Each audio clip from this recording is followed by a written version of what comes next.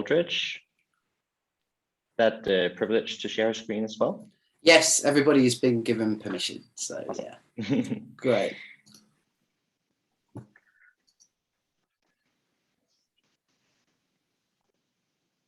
And is my screen's coming through? Yes, it is. Good. Yes. Might just want to wait a moment for a few people to come into the session. But, yeah. Will you let me know when it's time to start? Well, yeah, we're going now. So if you want to introduce yourself, and you can get going. Cheers, Cam.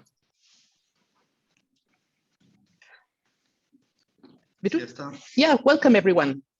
Michael will just introduce the session. Yeah, hi everyone, and welcome to this session. We will present our work from the research group called Medicine Man Media Assemblages of Medicalized Masculinity. The whole research project is funded by the Independent Research Fund of Denmark. In this session, we will present all our papers in a row, and we will start with a short presentation of the project and the overall framing of the research by Karen Hvidtfeldt. Karen is the PI of the project, and she is the Professor of Cultural Studies and head of the Center for Gender and Diversity at the University of Southern Denmark. After Karen, the postdoc Birk Jensen, also from the University of Southern Denmark, will present a paper titled From Medicine to Metaphor, Viagra trajectories in Danish media from 1998 to 2018. After this, PhD student Signe Rom Rasmussen, also from the University of Southern Denmark, will present her paper, and it's titled If You Operate on Me, I Don't Need Anesthesia, or What Can the Male Surgeon Body Do in a Networked Microcultures of Cosmetic Health. Lastly, Assistant Professor Kristian Møller from Roskilde University will present a paper together with PhD student Alexandra Aldridge from Royal Holloway, University of London. Their paper has the title Decensoring Cogs, Queer and Gay Male Politics of Desire and Digital Sex Parties. We also plan to have a presentation by Assistant Professor Camilla Bruun Eriksen in this session. Unfortunately, she got sick and she cannot be with us tonight. I will be chairing this session, and my name is Michael Nebeling Petersen. I'm Assistant Professor at the Center for Gender, Sexuality and Difference at the University of Copenhagen. And as I said before, we will do all the presentation in a row, and then we'll save some time for a shared discussion in the end. So if you have any questions or comments, please write them down and keep them with you, and you will have the possibility to ask the question at the end. Let's start, and Karen Hvidtfeldt from the University of Copenhagen will have the word. So thank you so much, Michael, and good evening, everybody from Denmark. Oh, I just have a problem. Oh, there we go. Here you see the research group, and this panel will, as Michael said, be presenting 3 papers on the topic, but I'll just give you a very brief overall outline of our research approach. So we have identified middle-aged masculinity as being increasingly medicalized and subjected to modifications, as well as, for instance, rejuvenating products and treatments, medicine, and performance-enhancing substances. And also, cosmetic surgery is no longer, as we see it, reserved for privileged or subcultural groups. So masculinity does no longer exclude, for instance, cosmetic surgery as an acceptable tool to fix, for instance, aging signs or overweight. So the Medicine Man project is grounded in a theoretical framework of somotechnics and assemblage theory, and led by the hypothesis that medicalization is also a cultural phenomenon which emerges inseparably from mediatization, as still larger parts of intimate life, health, and social relations have become mediatized. So today, bodies are monitored using mobile apps, communities are formed on social media, and intimate questions are increasingly the topic of TV shows and intensified in online commercial and public campaigns. So thinking through the concept of assemblage and somotechnics, we find both mediatization and medicalization appear prosthetic. At the same time, binary oppositions, for instance, human, non-human, to some extent become obsolete, and the assemblage concept invites us to understand how the body emerges and takes form and as and within a network of material, affective, social, historical, and cultural relations. And thus we aim to challenge and expand categorizations and assessments from health and social sciences, for instance, healthy versus ill, necessary versus unnecessary, as well as artificial versus natural, or body versus culture, technology through empirical investigations and cultural analysis. And we do not view medical interventions in the body as undesirable, artificial, or only physically necessary, but rather as dynamic and ongoing processes which resolves and exceeds common dichotomous beliefs about the body. So we view masculinity as a negotiated position derived from a variety of positions established in relation to another, rather than solely deriving from a male body. And we do not see masculinity or medicalized masculinity as a label, just to follow up on Jonathan Allen's very nice keynote from earlier on today. We rather see, or as we work with medicalized masculinity, we see it as an analytical tool or a way to focus our attention on different empirical and mediatized phenomena. Also, and here following, for instance, Halberstam's Female Masculinity from 1998, masculinities are, as we see it, not reserved male bodies, even though they, of course, very often refer to them. So when understanding masculinity as an assemblage, it appears as dynamic and multifaceted. The Medicine Man sub-projects, as you will hear, investigate masculinity in its ordinary forms in everyday life as media assemblages, and the concept of media assemblages reflect the flows in which the medicalized masculinity occur through and intertwined with different kinds of media and mediatized intimacy. So following this, the Medicine Man project is based on 3 research questions, and I'll show them here. The first, how medicalization of the middle-aged male body assemble and emerge in a mediatized culture. Secondly, how does contemporary masculinity assemble and emerge, and what forms does it take when being increasingly medicalized and mediatized? And thirdly, how does the middle-aged medicalized body assemble and emerge through material, affective, linguistic, and cultural influences, practices, and interactions, and form new notions of beauty, sexuality, and health? And we work with health, sexuality, and beauty as 3 significant thematic fields within which masculinity and the male body takes form. And we've structured the project in order to examine these both as focus points, as well as the intersections between them. And Medicine Man consists of 9 work packages organized as 3 sub-projects, as you can see here, named Age and Body, Pleasure and Desire, Norms and Identity. And these examine the mediatized, medicalized masculinity through a focus on material practices, language-based practices, and cultural practices. And this panel presents to you 4 of these work packages. No, sorry, 3 of them. We were planning to present 4, but 1 must be saved for later. These are empirically grounded in contemporary culture, audiovisual, visual, digital, and social media, and the intertwining of these when focusing specifically on the lived experience of contemporary middle-aged masculinity, and presenting analytical approaches on Viagra trajectories, cosmetic health, and digital sex parties. So, and lastly, I just want to use the opportunity to draw your attention to the work we already did. We've been working on this project since we got funding for it in 2018 and have already produced a number of publications. You're, of course, very welcome to download or contact any of us if you want a copy or have any kind of comment to the work we have done. And I will post the direct links to these publications in the chat just in a moment. And so with these words, I'll pass on the floor to our next speaker, who is Mia. Hi. Sorry, I have a cold. Hi, everyone. Yes, Can I share my screen now? I think someone has to allow me to share my screen. You have permission to share your screen. Okay, I don't know why. Oh, now I do. Okay, sorry. No worries. It was gone there for a second. Okay. Can you see it on full screen now?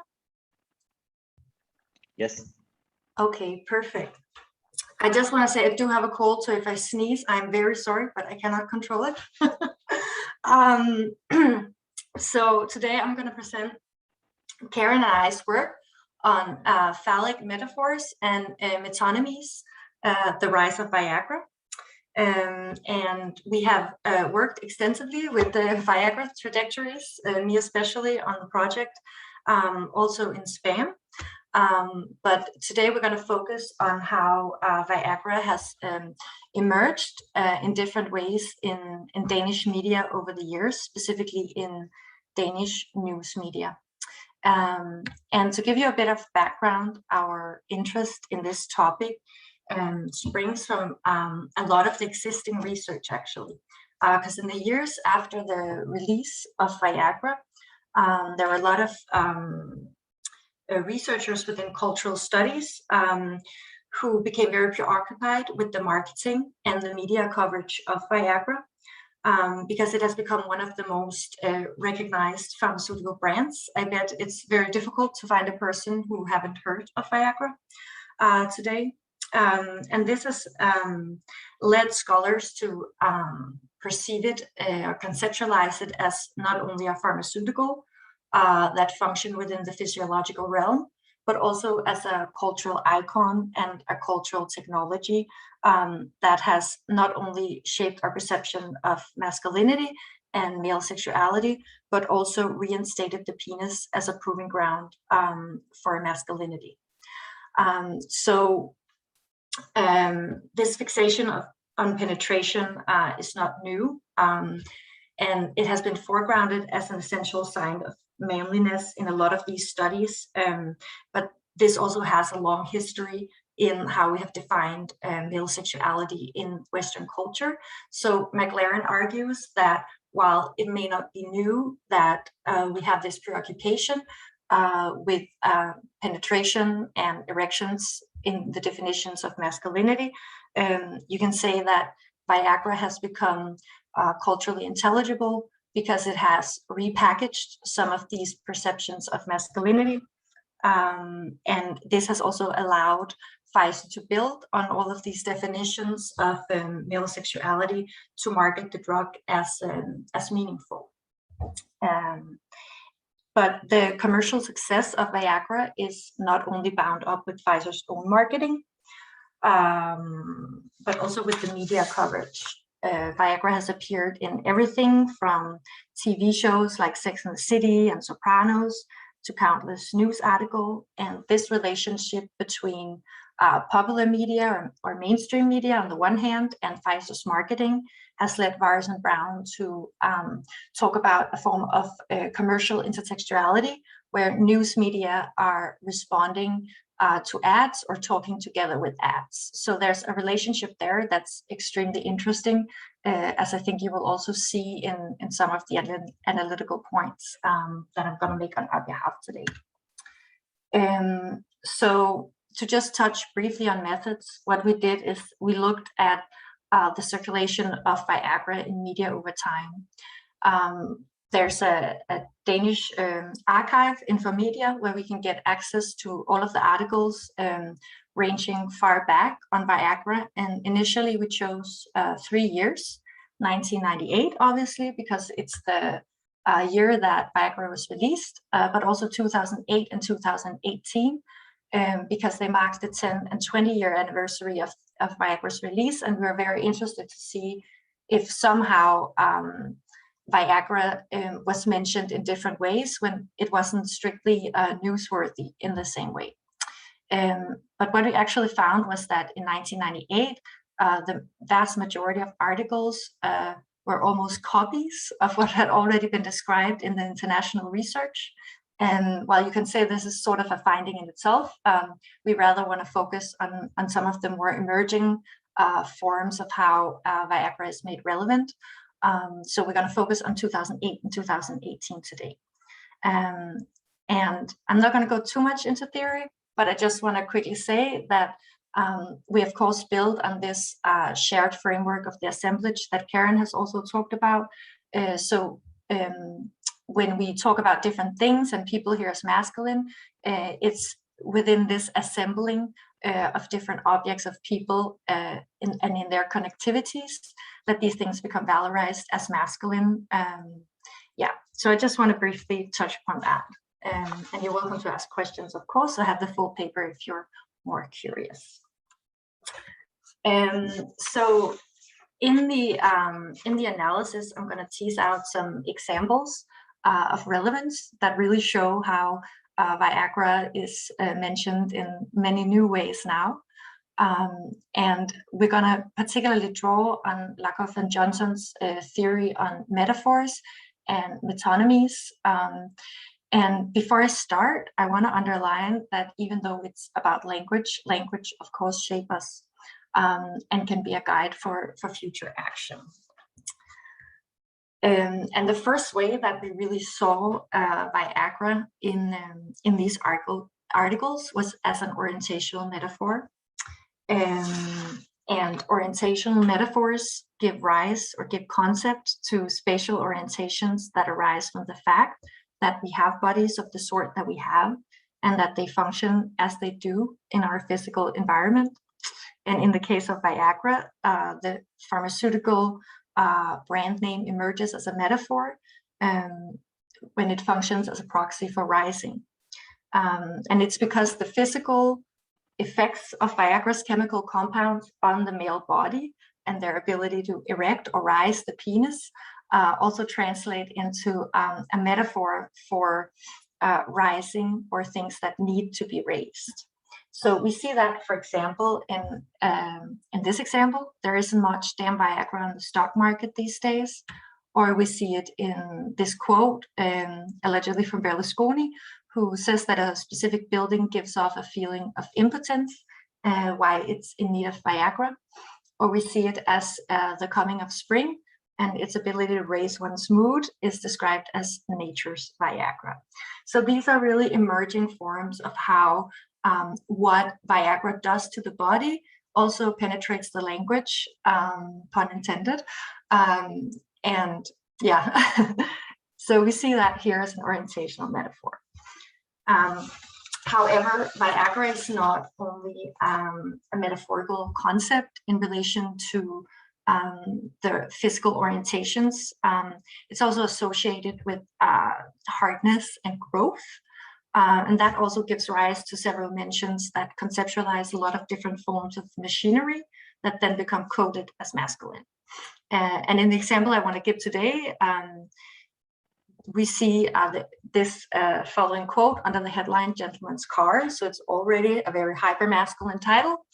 And here we have it. The car is testosterone on wheels, Viagra beat into steel from Stuttgart, and muscle power of the kind you only find in gyms with shady backrooms and anabolic steroids in the pill jars. Macho is the only term that covers it. So here we also see how Viagra is used as like a hyper-masculine metaphor alongside other things such as steroid or testosterone. Interestingly, these metaphors, so this use of Viagra as metaphor in relation to machinery, actually reflect some of the early marketing of Viagra, where Viagra was often associated with metaphors of cars or steel or weapons. And that led Lowe to conclude that the masculine characteristics such as power, resilience, hardness, and strength became attributed to the Viagra penis. But what we then see here is also how that has seeped into language and also become associated with Viagra, the brand, and therefore it can become a metaphor for specific objects. Okay. However, of course, this also pertains to humans and specifically men. But here we see Viagra more as a metonymy, particularly for the success of men. For example, in a review of a concert with the singer Tom Jones, which I'm sure you are all familiar with, the title reads "The Sound of Viagra." And Viagra is not mentioned a single time in the article itself. Instead, it here becomes a stand-in for Tom Jones in the headline as a case of metonymy. And metonymy here relates, or here covers like how you can use one thing as a stand-in for another to provide an understanding and to focus more specifically on qualities of what you're describing or who you're describing. So here, by using Viagra as a stand-in for Tom Jones, his sexuality, his vitality, and his potency, despite his age, are emphasized as the dominant characteristics that define him and his musical performance. Viagra also serves as a metonymy in relation to this guy, Wayne "The Rock" Johnson. Here, a muscular, bald, and very tattooed man is depicted clearly with Viagra written across his chest. And in the article, we learn that he is in fact a potency pill for any flaccid Hollywood movie, which is obviously one way to describe a successful actor, and also as a metonymy. However, interestingly enough, not everything that becomes associated with Viagra means this kind of hypermasculine success or potency that we see here. We also see Viagra in relation to a Danish porn star that is attempting a comeback, but things are not going very well for him. So in the description of him, we see some pictures that are not nearly as flattering as the other ones we have seen. And he's described as standing in a parking lot, drinking beer, and exclaiming that he has taken Viagra on his way to a porn studio to try and perform like he used to. And in this case, Viagra is invoked to emphasize his impotence, his masculine failure to perform sexually, but also more generally to perform success. So what you can say is here that he's not embodying Viagra. There's not a metonymy in the way that Viagra is invoked here. He has to take Viagra. He can't be Viagra. And therefore, he's presented, Viagra has a profoundly different effect here. You also see on these kind of like sad images that you have of him.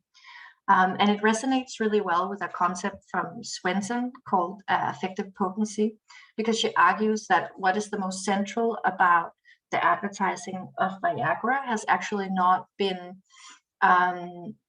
the focus on getting an erection, but rather what the erection gives access to, these kind of like hyper masculine forms of success in relationships where the ladies want you, or you do really well at work, or you perform in other arenas with power. Yeah,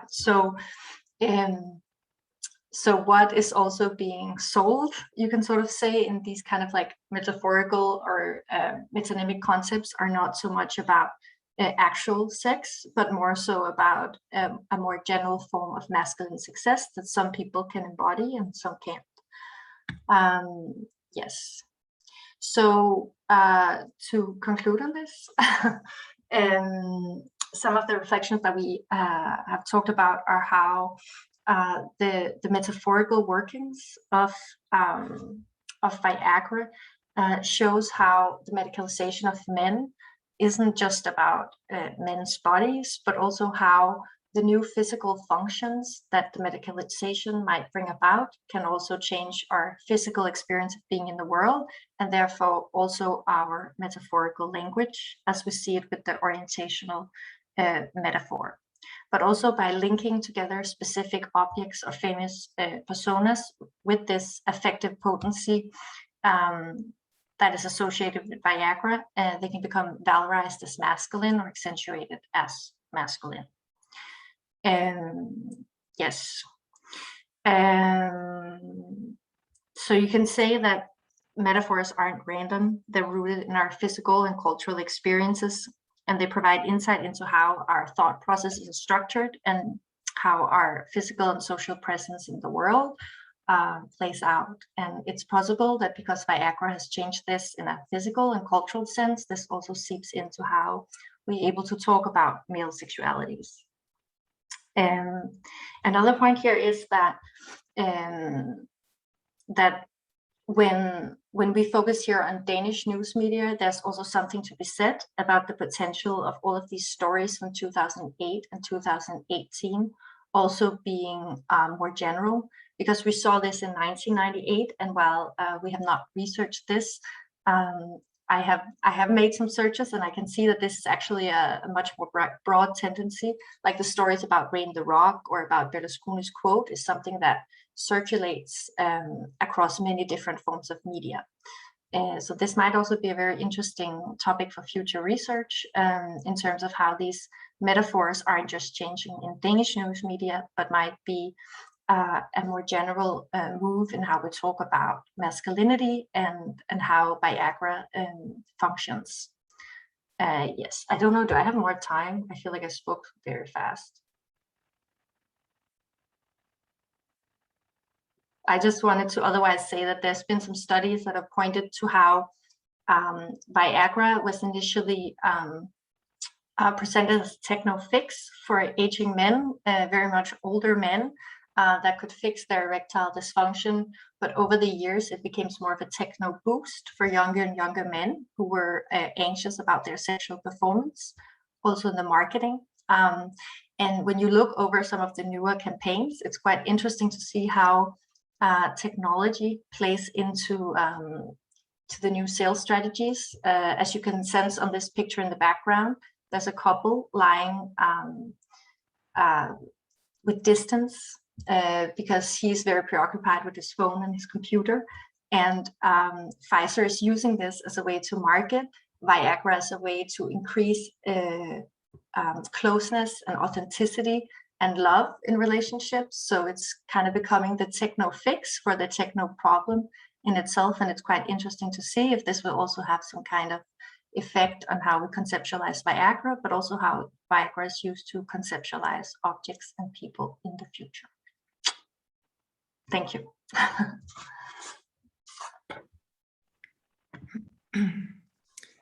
All right. So I guess I'll take over from here. Can you all hear me?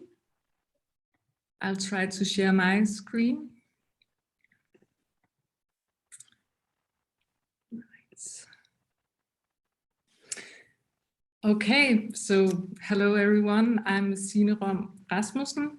I'm a PhD student at the Department for the Study of Culture at the University of Southern Denmark. And a part of the Medicine Man project. My presentation for this panel is titled, If You Operate on Me, I Don't Need Anesthesia, or What Can the Male Surgeon Body Do in Network Cultures, Microcultures of Cosmetic Health. So scholars from a range of fields have already outlined how the male body is increasingly visible and capitalized upon in consumer culture in ways that orientate men towards practices of styling their bodies through, for instance, grooming, fashion, tattooing, and working out. In my research, I focus on the field of cosmetic medicine, a segment of consumer culture, which has been thoroughly understood as feminine, but where the male body is at present emerging in a variety of ways that draw into question past assumptions about gender, bodywork, and cosmetic enhancements. This increasing visibility of the male body in cosmetic surgery contexts can be traced on social media, where many cosmetic surgeons are currently turning towards network platforms such as Facebook, Instagram, Snapchat, and TikTok to market their clinics and establish a client base. In these years, influencer methods of marketing are being discussed in journals of aesthetic medicine, where they are both praised for their low budget and easy to use nature, deemed necessary for remaining competitive, and criticized for the potential ethical violations to patient privacy. As social media platforms afford cosmetic surgeons the opportunity to promote their businesses online, cosmetic surgeons become content creators, producing images and videos and text, thematizing at once their surgical work, as well as lifestyle narratives intended to capture the attention of possible followers or patients. The figure of the male cosmetic surgeon has traditionally been described through the highly asymmetrical gendered proportions of cosmetic surgery, often composed of female patients and male doctors. Here, the cosmetic surgeon has figured as an anonymous, disembodied and professional man. But as cosmetic surgeons begin to use platforms such as Instagram, they are no longer invisible and their bodies come to matter in new ways.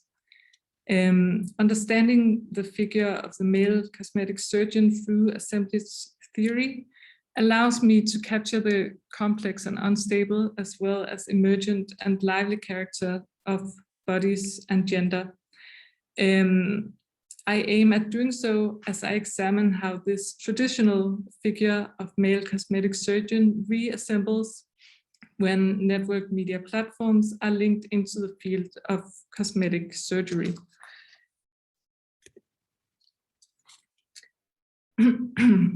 So the profiles I draw on for this presentation belongs to 15 Argentine cosmetic surgeons. The surgeons of my corpora have between 5,000 and roughly 200,000 followers. Understanding the body through its ability to affect and be affected, these surgeons have a capacity to affect a large group of followers in a disproportionate relationship of visibility.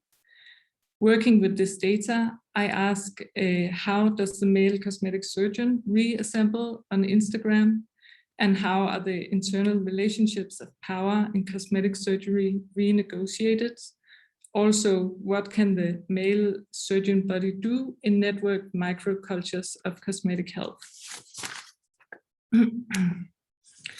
So in the following, I will show how male cosmetic surgeon bodies do at least 3 things as they reassemble on Instagram. They reestablish their authority, they create an effective response in their audiences through displays of lifestyle and masculinity, and they become enhanced and visible bodies. But first, let's look at how the surgeons bring with them their traditional positions of authority as medical professionals by drawing on molar lines that run through the assemblages, such as biomedicine, traditional masculinity, and the female body as spectacle. The surgeons emerge as visible through images of them wearing suits and medical scrubs, sitting behind consultation desks, attending industry events, and treating patients. Professionalism, authority, and traditional gendered hierarchies of cosmetic surgery are highlighted here, especially as the surgeons are surrounded by anonymous patient bodies, often female, but sometimes male. This content seems to maximize the power of the surgeons, as the platform provides them with the ability to curate a visual surface and narrate content where they can promote themselves through their traditional role in cosmetic surgery. Then secondly, in a move that begins to deterritorialize the assemblage, the surgeons take up self-branding practices to promote themselves as online personas, to persuade their audiences and gain followers. This can be considered as happening along molecular lines running through the assemblage, as the surgeons display a variety of ways of doing lifestyle, class, and masculinity. Some of the surgeons emphasize sport, muscularity, and a healthy lifestyle, posting content that feature their workout routines, photos of them completing half marathons and Ironman runs, and words of motivation for the followers to start working out as well. Others use the theme of family life and share selfies together with their children and sometimes partners on vacations, at birthdays, and in more value-based and educational contexts. In brief, the notion of involved fatherhood is used as a vehicle for feel-good content, outlining heteronormative community and moral. These displays of lifestyle create a large effective response from followers who are in their majority women, but also men, who comment on the surgeon's content with a variety of positive words and emojis, symbolizing feelings of admiration, desire, and love. As the title of my presentation indicates, one follower commented to this post by Dr. Felicev in January 2020, "Si me operas vos, no necesito anesthesia. If you operate on me, I don't need anesthesia." So the surgeon's self-presentations on the platform outline the role traditionally associated with the cosmetic surgeon, orientate followers towards them, and might produce a desire to get in touch. But it also places the surgeons in an objectified position where aesthetic and emotional labor become a part of what it means to be successful online.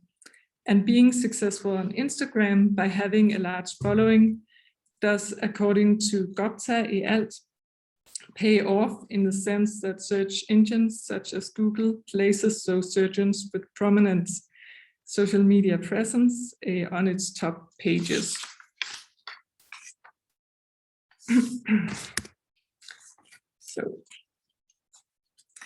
And finally, the male surgeon body becomes a cosmetically enhanced body, as some of the surgeons use Instagram to demonstrate and display their products, for instance, Botox, by auto-injecting them. As the surgeons use their own bodies to promote cosmetic medicine, they break definitively with the old assumption of male cosmetic surgeons as anonymous and disembodied. This could be said to constitute a line of flight, as the linking of multiplicities, or in this case, the linking of network media into the assemblage of cosmetic surgeon, produces something unexpected and new. So what can the male surgeon body do as it auto-injects Botox on Instagram? Well, for one, it can project an image of masculinity as susceptible to cosmetic enhancement. It can also make use of its position of visibility to create a community around the use of Botox. And that does not only invite followers to invest in this treatment, but also sell the Botox use as part of the lifestyle that the cosmetic surgeon is otherwise displaying on the platform. So, speaking a little more generally, this shows us how network media, together with neoliberal imperatives, hold a feminizing capacity that enrolls both men and women into processes of value creation through aestheticizing the body. As a gender and media scholar, Jamie Hakim, has convincingly argued, when the male body is intensified as a site where the cultural politics of neoliberalism are being negotiated, men's lived experiences are brought closer in line with those of women.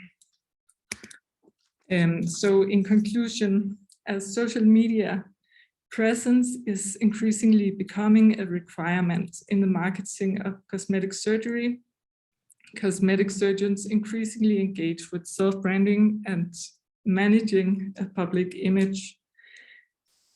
As the figure of the cosmetic surgeon is reassembled on Instagram, the cosmetic surgeon is at once subjugated to processes of feminization, objectified and enrolled into processes of aesthetic labor to gain foothold in a precarious labor market and become successful on the platform.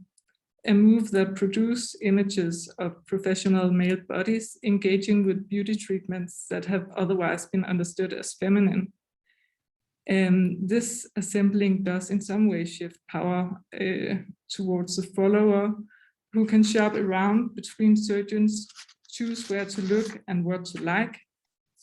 At the same time, those surgeons who manage to create popular profiles on Instagram gain status through their large followings and many likes.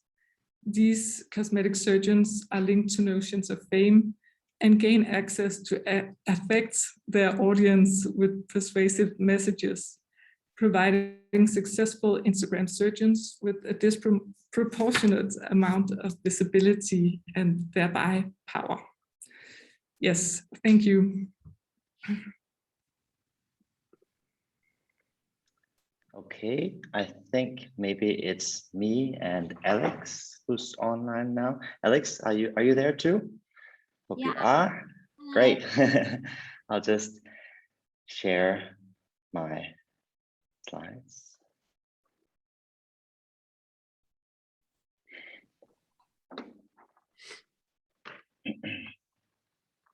There it is.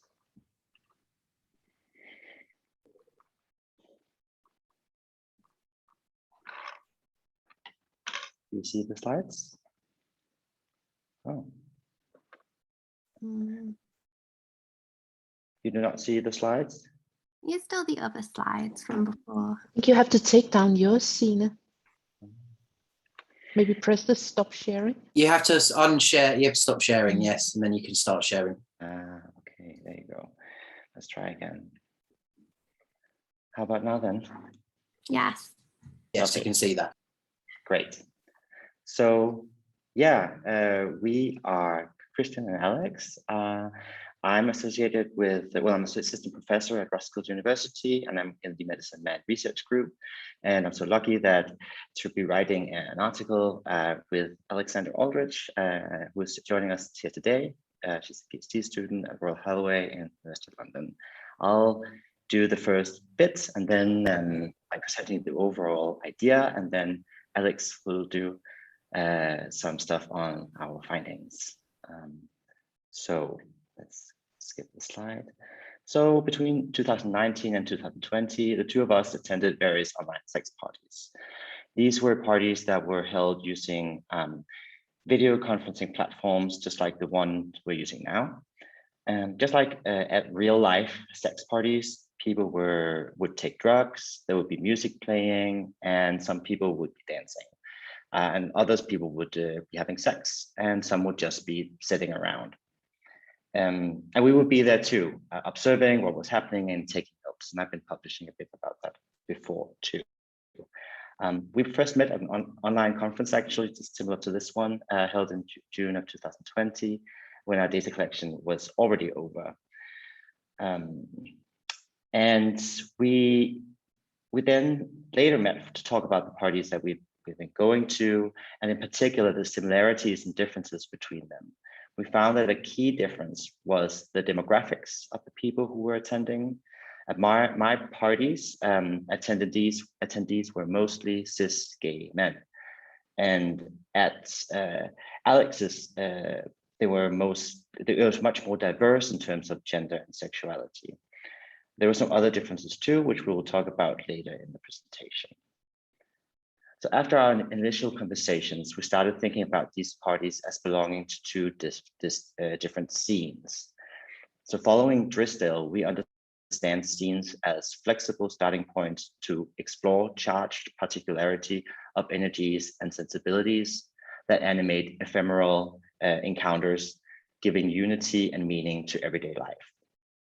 And we began to referring to Alex's data, to my data as the chemistry scene, and then Alex's as the queer scene, as I said.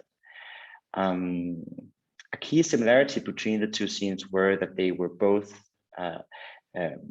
encouraged their attendees to partake in what would be understood as transgressive, quote unquote, sexual practices. So for example, involving sex with drugs, group sex, sex involving BDSM or queer sex, like all that stuff outside the charmed circle in Rubin's terminology. So going back to the sex scenes, we would just like to briefly clarify the main features of each. The chemsex scene was typically attended by cis gay men, and they dominated the landscape. The use of chems, in particular crystal meth, was central and visible. Party attendees would generally let others know when they were about to consume a drug so that others could watch them do it. And these sessions would last for 24 hours and even more.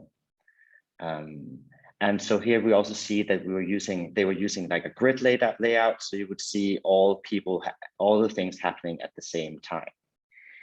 By contrast, in the queer scene, people who attended were generally more diverse, and they would really mimic real life sex scenes much more. It would try to replicate real life sex scenes much more. And they would use the spotlighting feature so that the organizers would be able to choose who was being seen at what time. So the gaze was really structured in a much different way. So what we saw that each scene, each scene was attended clearly. They were clearly separated these populations. And because each scene used very different digital material and infrastructural techniques to announce, facilitate access to the events, as well as organize experiential spaces of the event, that really changed the vibe of each scene a lot. In light of this, we find that Warner's work on publics is really useful, especially his work on counterpublics, really to make sense of the ways that the scenes made space for and actively encouraged non-normative sexual encounters. So what is the key here for this is really us the marking off that Warner speaks of. A counterpublic marks itself off against the dominant cultural horizon. This is illuminating for us because we see this happening on multiple levels. First is an acknowledgement of the scene being a place of transgressive sex. So it's marked off in that sense. And the second is also a marking off from dominant or hegemonic norms of gender sexuality, of which we will explore more here. Theoretically, we really find the works of Cornell and Sedgwick really useful, as well as actually Ballard's and Edelman's essay on in that where they I'll return to that.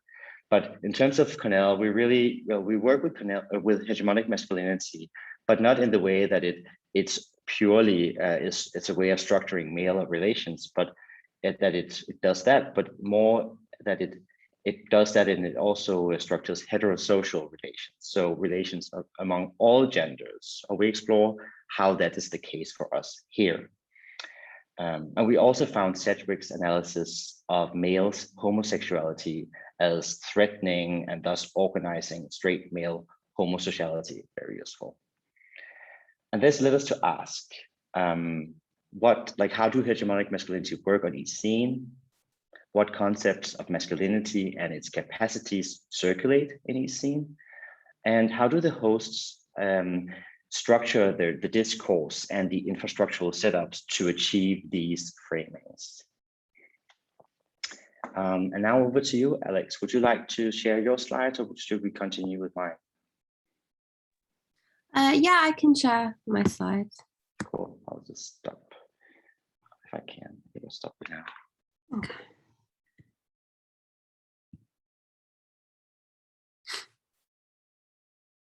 Can you see it?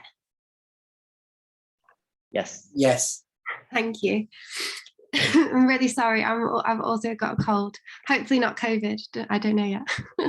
But yeah, so what I'm going to do is just respond to some of these questions that Kristian's posed through some of the data that we collected when we were attending the parties. So before we even entered the parties, there were a number of steps we had to take. So sometimes this would involve answering a set of screening questions, maybe to gain entry to like a social media group or to a mailing list, which you could then go to find links for the actual parties. So here are some examples of some of the screening questions we were asked. So the questions on the left are from the chemsex scene, and they are: number 1, do you enjoy sex with another man? Number 2, do you like to feel a cock in your mouth? And number 3, have you already swallowed your own cum? And then the questions on the right are from the queer sex scene, and they are: number 1, in your own words, what is consent? Number 2, within the context of a party, what would make you feel that you're in a safer space?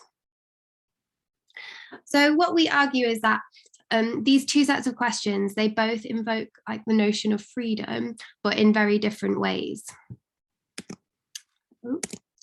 So we see the questions from the chemsex scene as invoking a freedom to engage in transgressive sex and pleasure in a way that is freed from societal norms. So these questions are almost asking people to provide like confessional style responses and to take pleasure in being interrogated in this way. But by contrast, the questions from the queer sex scene, so what is consent, what makes a safer space, they seek to provide their attendees with a freedom from individuals who are unable to answer these questions satisfactorily. And we think this ultimately reveals an assumption that people who don't know how to answer these questions are going to pose a risk to the safety and to the pleasure of others who are in that scene. So going back to the questions that Kristian posed around hegemonic masculinities and the work it does in each scene, we can see that the party organisers here in the queer sex scene with these questions, they're kind of resisting the normative sexual script for heterosexual encounters, where consent isn't really prioritised in the same way as it can be in other non-normative encounters, like, for example, sex involving BDSM, which was quite a key feature of sex in the queer sex scene. So overall, we're seeing this tension between a freedom to in the chemsex scene and a freedom from in the queer sex scene, which we also think kind of reflects the notion of masculinity as being proactive and femininity as being reactive. So another thing we found fruitful to think about was what each scene deemed necessary sorry, to keep safe. So on the surface, both the chemsex scene and the queer sex scene seemed invested in creating a sense of safety in relation to like their participants' personal data, but there were also some interesting differences in how they went about doing this.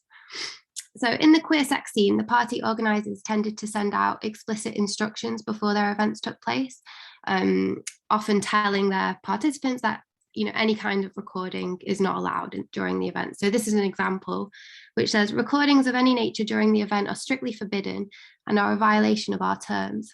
However, due to the digital nature of the event, we cannot police this. So we ask you to help us create a community that recognizes and challenges the oppression and exploitation that some of us are harmed by and some of us benefit from. So we can see from this as a recognition that in practice, it's not really going to be possible for the party host to actively enforce this rule. So they draw on the language of like privilege, oppression, and exploitation in order to encourage the party attendees themselves to regulate their own behavior. We see this as a reflection of like a queer politics of inclusivity. So one that recognizes like the unevenly distributed oppression faced by particular bodies. And in this specific instance, we know that women are more likely to be harmed by having sexual images distributed online, which is something that's talked about a lot in relation to like revenge porn, where like images and maybe videos are shared without the consent of the person or the people in them. So by contrast, the chemsex scene seemed more invested in keeping the scene itself safe rather than the participants. And this was mostly achieved like through its infrastructural setup. So links to the parties were generally shared on MeWe or Google+, at least while the latter was still operating.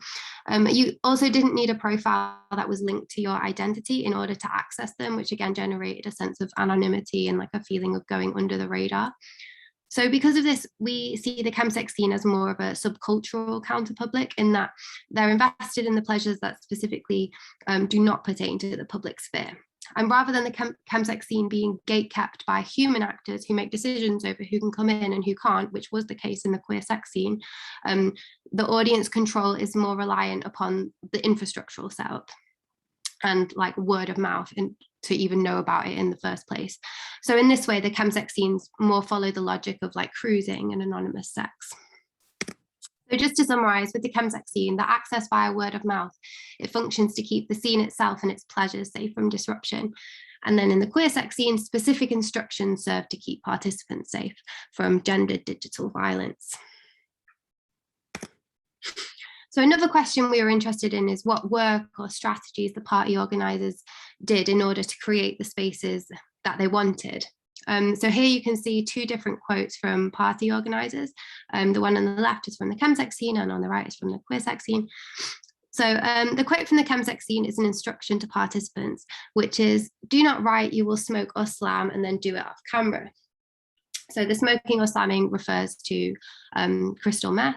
And the reason they gave this instruction was largely because, like as Kristian mentioned, was like the grid layout of the participants' video streams. So, you know, this meant that when you're at the party, you're looking at a screen of, you know, maybe like over 100 little videos. So it's hard to know, you know, where to direct your attention. But by writing in the comments when you're about to take drugs, then other people will know to like find your screen and look at it. So this instruction served as a way of like directing attention and intensity for the party attendees. And then the second quote from the queer sex scene, it says, get creative in the virtual dark room. It's not a cock gallery. Cock holders, check your privilege. So just to give a bit of context, in this particular party that the quote is from, there was like a main room, you know, just like in a real life event, there was a main room where people would dance or sit around, listening to the music, and then there would be like a smaller dark room where people could go if they wanted to be more sexual. So again, in this quote, like we're again seeing that queer politics of inclusivity, where the organisers, they recognise that spaces associated with anonymous sex, like dark rooms or, you know, cruising spots or saunas, maybe, they tend to be dominated by cis gay men and also their cops. but because of this, so the hosts, they're actively doing work to stop this being the case, by asking their attendees, you know, to reflect on their own privileges and give space to bodies that are more often denied it. So to summarize, we see different notions about like how intense these spaces are in the first place. So in the queer scene, there's a view that if attendees are just left to their own devices, then, you know, there'll just be cocks everywhere. But then, you know, in the chemsex scene, if attendees are left to their own devices, there'll just be loads of men like not knowing where to focus their attention.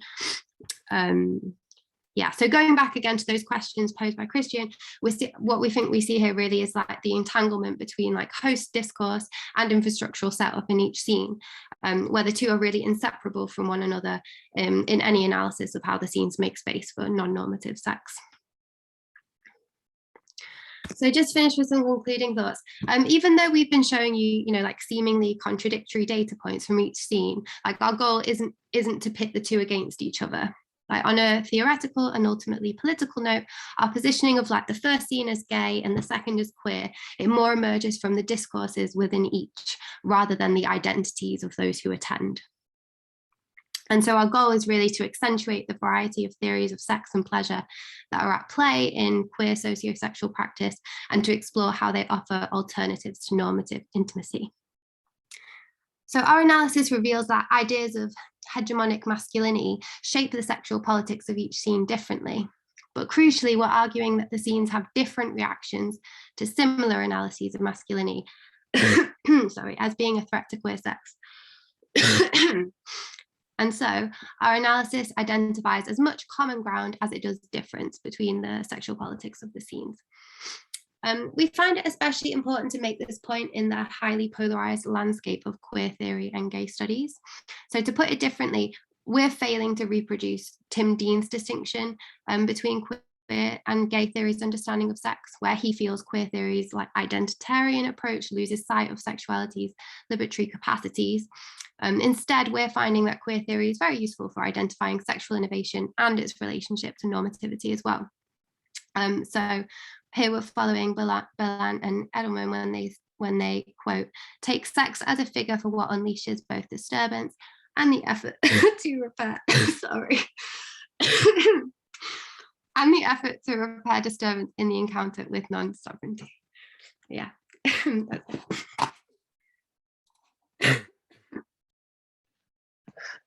Get well soon, Alex. Oh, that was it from us.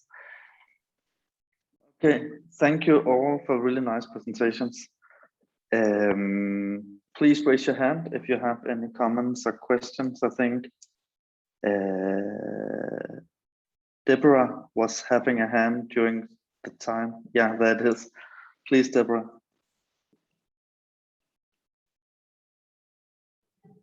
Okay, can you hear me? Yes, loud and clear.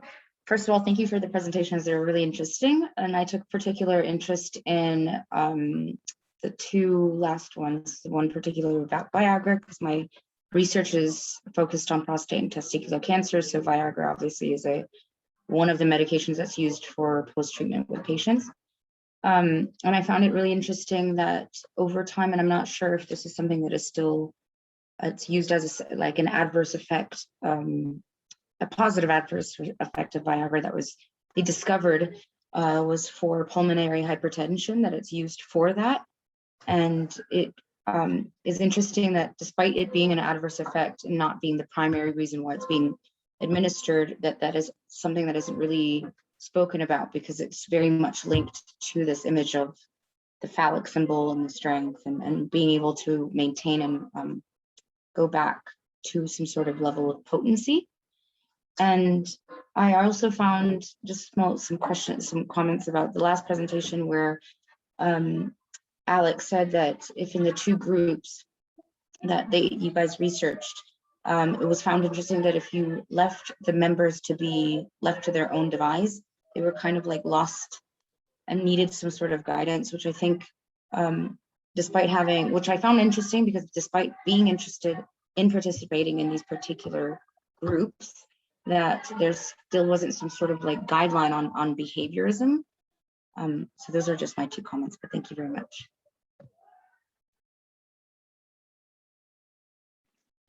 Thank you, Deborah. You want to respond on that, Mia?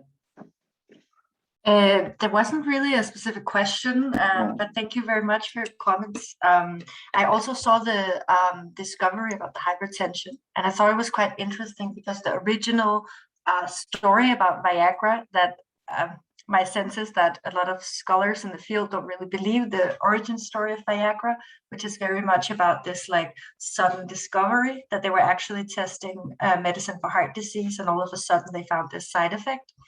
And I guess in a way, like their non-willingness to use like this new discovery narrative kind of speaks to that a little bit. Like it's not as culturally intelligible to be like, oh, we make this drug for sex, but oh, it's also really good for hypothermia. So it was a way better story to market something sexual, so it wasn't as stigmatized or as provocative for people's morals that they were developing a drug for something sexual. Yeah, so I see an interesting parallel there in the way that these stories resonate with Pfizer's marketing and the media as well. Yeah, but thank you very much for your comments. Thank you. Then please, Jamie. Hi. Hello. Thank you, everyone. That was honestly a fascinating panel. I think, as you know, I really love this project. So it's great to see what you've all been finding. I've got just a quick comment and then a question. The comment is just to Kristian and Alex that they might be interested in reading. Maggie Nelson has just written a book about, I think it's called Freedom or On Freedom. And she looks at freedom to and freedom from when it comes to sex and drugs and art and climate change as well, apparently. I don't know how they all fit together, but the sex essay, it speaks very much, I think, maybe to Alex's research in terms of kind of, well, women and sex and in the age of Me Too. Anyway, so that's just that. But also, I mean, I guess this is to all of you, maybe it's to Karen, given the content of her presentation, but I'm fascinated by the theoretical approach that you've taken, particularly in this field, which is so dominated by hegemonic masculinity theory. I mean, you can't move hegemonic masculinity theory or variations of. And so I guess I just would be interested to hear you reflect on why you took this approach of assemblage theory and what, I mean, hegemonic masculinity doesn't do a huge amount for me. I just wondered why you didn't end up kind of in those more well-established, well-trodden kind of theoretical paradigms.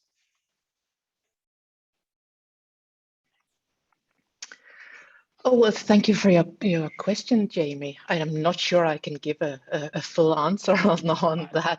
I mean, we did do quite a lot of work on hegemonic masculinity, and actually as a part of the project, because I think the answer would be, I could elaborate, I think, on where we come from. As I mean, we of course have a different backgrounds within gender studies, but also very strongly we come from cultural studies and the aesthetic areas. And I think going from a kind of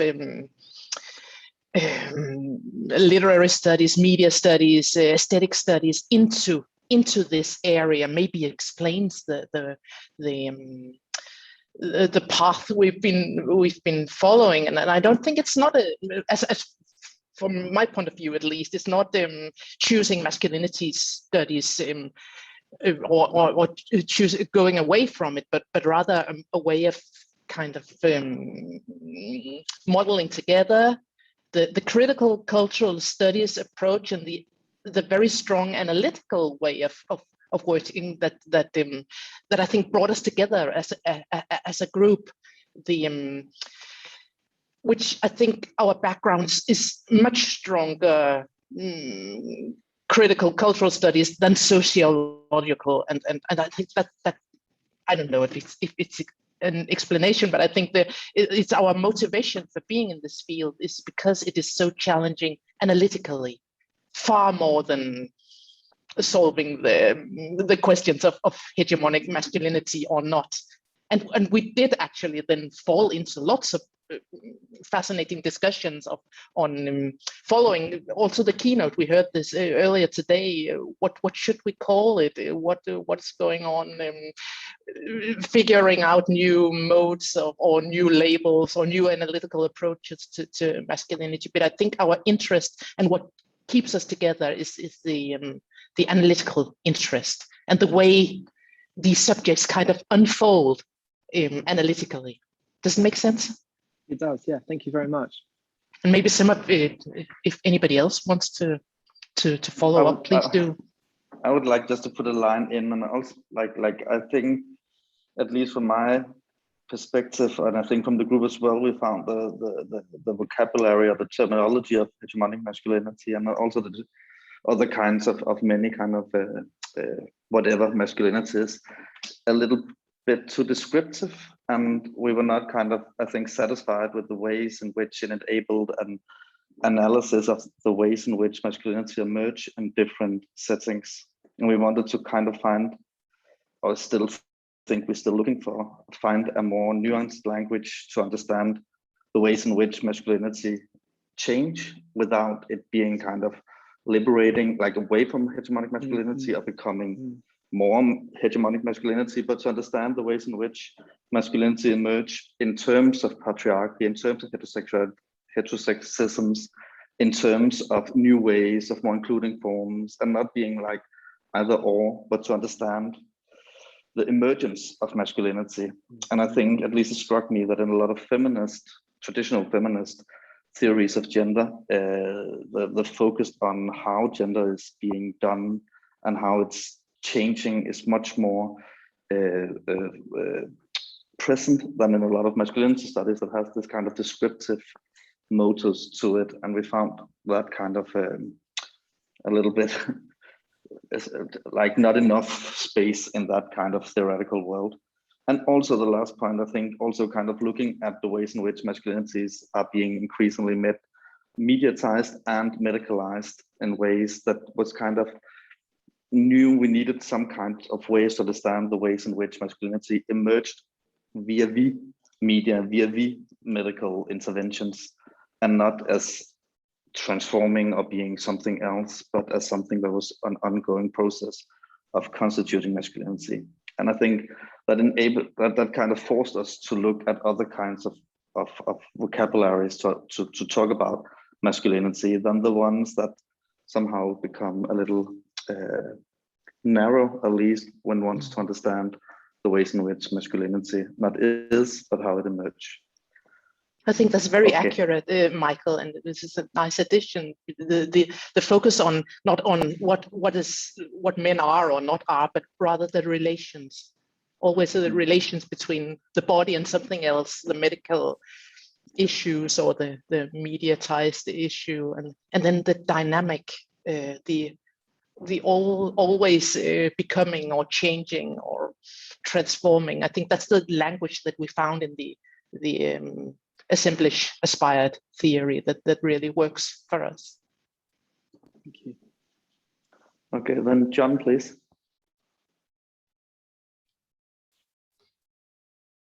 Hi everybody. That was really fantastic. It's really given me such a lot of things to think about. So there are kind of two comments that I wanted to make, and I think they're both directed to Mia. I was really gripped by your conversation about Viagra. It's really made me think about quite a lot of things. I think the first thing is, and this is kind of just generally, that I think there's a very interesting research project to be done on the way in which pharmaceuticals are marketed and the relationship between the marketing and the medical application of the pharmaceutical. So, that Viagra can treat more than one condition is kind of an interesting thing to think about. And if, like me, you've ever had trigeminal nerve pain, so kind of back, head, eye nerve pain, you suddenly find that you're being prescribed medicines that were not originally designed for nerve pain. So pregabalin, which is a medication that was originally designed to treat epilepsy, is used for nerve pain. And tricyclic antidepressants are also used for nerve pain. And neither of them were particularly popular as medications for those conditions, but they're now universally prescribed for people who have backache, who have trigeminal nerve problems, who have lower back pain problems. So I just think there's something to be done there about the relationship between marketing, medicine, what things get, based on popularity or prevalence of a specific condition, the way in which the marketplace kind of and marketing economics of drugs. I don't know what I'm kind of saying, but I think it's kind of, there's something there, I think, maybe. I think the other thing to think about, and I think this is really specifically related to your research projects, is how important Viagra has been in the re-evaluation, the rethinking of what midlife looks like and what being a middle-aged man looks like. So I think Viagra has played an incredibly important part in the shifting demographics of middle age, in any case, kind of working out what midlife is, which has always been a problem for any scholars who kind of want to make an intervention in this field. What age are we actually talking about? And the kind of connotations that are attached to middle age, so the idea of the decline, the idea that you can't get it up anymore, and somehow this pharmaceutical intervention is part of a broader strategy that I think you can actually link to the baby boomers and the kind of set of personal aspirations that specific group have, which is not about wearing a cardigan and slippers and going to bed really early, and that Viagra is kind of tethered to a set of discourses around that middle age doesn't mean, proximity to death and the end of sex, that it means something else. I think you've really chosen something really properly interesting to talk about. So thank you. Thank you. Thank you very much for your interest and your very interesting insights. I agree with you in all of it. I think these are also parts of, like, these insights are extremely relevant, and some of it I have already thought about a lot. And I also touch on some of it in the articles on spam, which we have also discussed a lot in the group. Because you see some of the same tendencies in like how you market the pharmaceutical, but also how it's marketed on different platforms and to different people, and in different years. And I think in like the earlier years, it was really clearly more about like redefining midlife or aging. And it still is to some extent in spam. I would say it hasn't developed as much, this discourse on what Viagra can do. But you can really see in some of the earlier years that that when Viagra was sensationalized, it was a lot about these like absolutely crazy claims about how men are going to live longer now because they're going to be so much happier. And how Viagra is able to sort of fix all of these life problems that also come with aging, and how you're going to perform as when you were younger in spam. This is a big deal as well.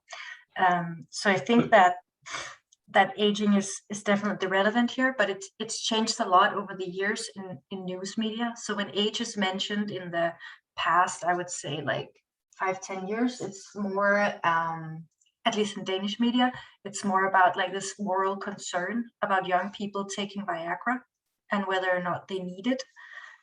So it changes a little bit because it's been sort of legitimized as an aid for older people or people in midlife, whether or not it's for pleasure or to extend your life. But I think also that your choice to talk about the idea of autonomy within the context of your paper, it was inspired really. I'd written in the text box when you were talking that Viagra has a metonymic relationship to sex. It is an autonomy for sex, and consequently. Yes.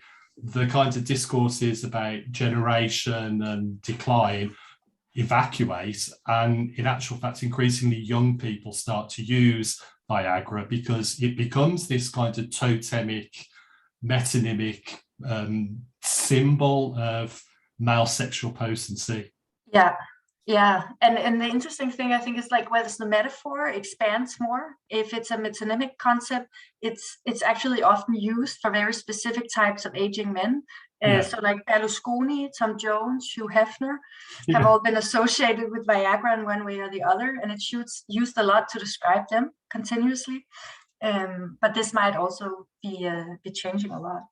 I also think maybe that's something to do with a kind of coyness about talking about their previous reputations as Lotharios. So Viagra becomes this kind of stand-in for a whole set of debates around, you know, Berlusconi being a woman chaser, that Tom Jones has slept with 10,000 women or whatever the story is. Yes, and they're all honest about also having used Viagra, and it's sort of celebrated as a power in them, right? That they can keep their sexuality going. So it will be like accompanied by a sentence, for example, in one article about Hugh Hefner, it will say like, "Well done, Heth," at the end of the article when it's about his Viagra use. So there's a very specific like celebration of like some uses of Viagra over others. Yeah. Thank you. Thanks very much. I also have some other comments on the other things you said about the marketing of drugs and the different uses, but I don't know if we have time. Otherwise, I'll write you an email. Do we? Yeah. Okay. We have a little time, so please do. Okay. I was just thinking that I think you're right that the drugs are marketed in very specific ways, even though they might have many different uses. And I think in terms of Viagra, it's really about like making, like in the beginning, it was very much about making it legitimate to have a drug for men that were based on sexual pleasure also. And it moved more and more into being about sexual pleasure. And they have been really successful in their marketing and making new consumer groups all the time. So younger and younger men and very different demographies of men. And I think that this really speaks to how like pharmaceuticals are also making up the conditions as they go. And that I think it's Letish who says that pharmaceuticals, and Viagra was one of the first examples of this, are not so much about the chemical compounds anymore, but the stories and the text that they're able to make around these compounds. And you know another one that you could think about that would be really interesting that also relates to middle age and midlife. It would be regain, which is the medication. I mean, you won't know about this, and it certainly wouldn't work for me anymore. But it's a medication that men put on their head to make their hair grow back. Yes. And that was originally that the active ingredient in it originally was a treatment for high blood pressure, I think it was. So it was originally approved as a medication for, let's say, high blood pressure. I can't remember. But one of the side effects of using the drug was that bald men started to grow their hair. So that would be another interesting example to look at. And it fits within this conversation about midlife too. Definitely. We are actually looking into that as well in SPAM. Oh. We're looking at how different types of medicine, as like the whole group is involved, and we're looking at how different types of medicine are being marketed towards men in SPAM over the years. And so we're also looking at Regain and Rogaine and the different hair loss or hair gain products. So I'm definitely going to send you that paper. Yeah. And thank you very much for your comments. Now I probably talked too much. Well, if you find a cure for baldness, please also do let me know about that. I will, definitely. Thank you. And then Kenya, please. Just give me a second to put my mic on. Well, thank you very much for a fabulous session. I am so very glad to find out that there's some of us exploring other ways of theorizing after finding out that what we have in our hands is relation and flow and agency, and we can no longer proceed through concepts. I think that's quite an interesting question, not concepts, but relations in assemblage. Well, apart from that, I just wanted to, I have a curiosity, and please forgive me if I missed something because I had to leave the room for 5 minutes, and it's for Signe. I noticed that most of the Instagram examples you showed us today were in Spanish. They were coming from Argentina, to my knowledge, because of course I can read Spanish. And does cultural specificity play any role at all in your kind of analysis, or is it a component of the assemblage? Are you considering this? Is this casual? Has this been looked after? Because I am very curious to know more about these examples and why most of them were in Argentinian, really. Thank you very much. Yes, of course, a relevant question to ask, and I'll try to answer the best I can. So I chose to work with Argentine cosmetic surgeons because Argentina represents an understudied area in relation to cosmetic surgery.